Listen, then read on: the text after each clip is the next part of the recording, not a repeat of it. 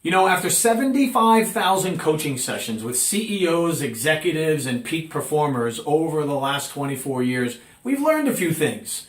Here's what we've learned about some of the top challenges that CEOs face.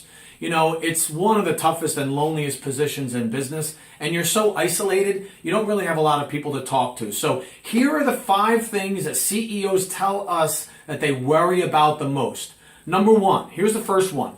You might fall into this category. You're the CEO of a growing business or you're launching your business. You want to make something of yourself, right? You want to make a mark or an impact professionally, personally, your brand or your company.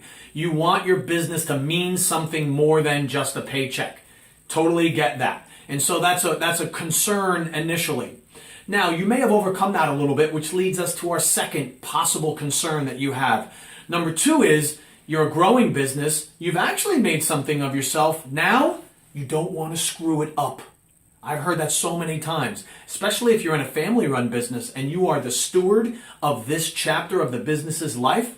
And on your board is mom and dad and grandma and grandpa and uncle and aunt. And they've said, no problem, we gave you the business, now it's your job to grow it and give it to the next generation. Only problem is they didn't have to deal with the internet. They didn't have to deal with big box stores, and they didn't have to deal with some of the legislation in the global economy. Thanks, Mom. Thanks, Dad. Yeah, I'll take it from here. Don't worry. All right. So you're sitting there saying, I don't want to screw this up. Or you've been named the CEO or president of a company. It's a very nice going concern. Now it's your job to continue that annuity for the next generation. There's a lot on your mind there. There's no question about it. Or maybe you're in number 3. You're in over your head. Quick quiz. Who is the most unqualified person in any company? There's 2 actually. First person is the person who was just promoted.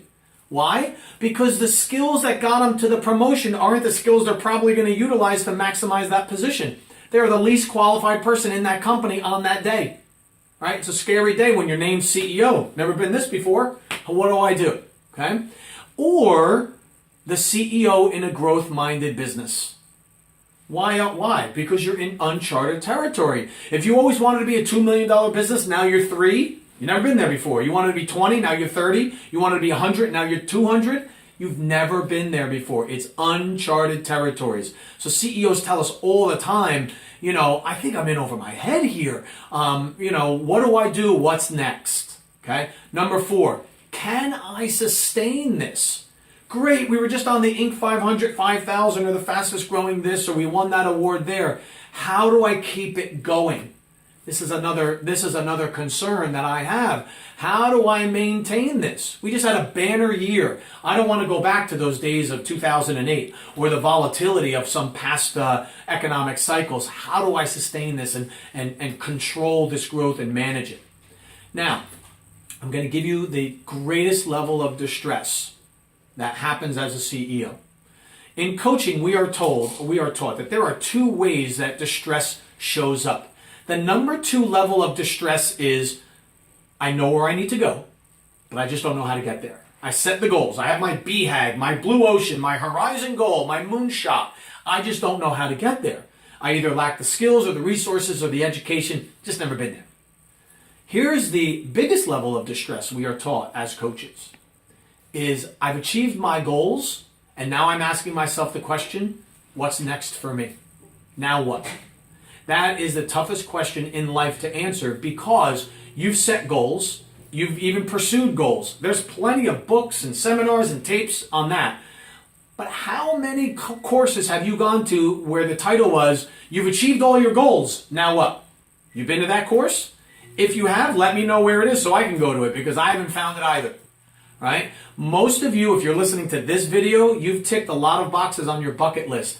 And you know what? The whole idea of a bucket list is, what's next? After you've ticked all the items off of your bucket list, what's next?